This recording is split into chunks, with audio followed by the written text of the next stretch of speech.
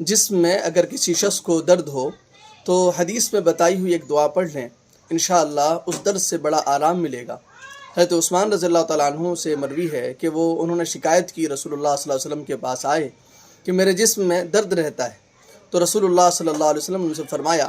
کہ اپنا ہاتھ درد کی جگہ پر رکھو اور 3 مرتبہ بسم اللہ پڑھو اور پھر یہ دعا پڑھو جو حضور صلی اللہ علیہ وسلم نے حضرت عثمان کو سکھائی تھی۔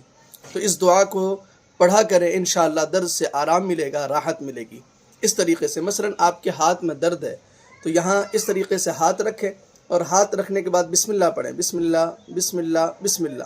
3 مرتبہ بسم اللہ کے بعد 7 مرتبہ یہ دعا پڑھیں، اعوذ باللہ وقدرتہ من شر ما اجد وهو حاضر، اعوذ باللہ وقدرتہ من شر ما اجد وهو حاضر، اعوذ باللہ وقدرتہ من شر ما اجد وهو حاضر، جو اوپر لکھی ہوئی آ رہی ہے۔ 7 مرتبہ اس دعا کو پڑھیں، انشاءاللہ درد سے آرام ملے گا۔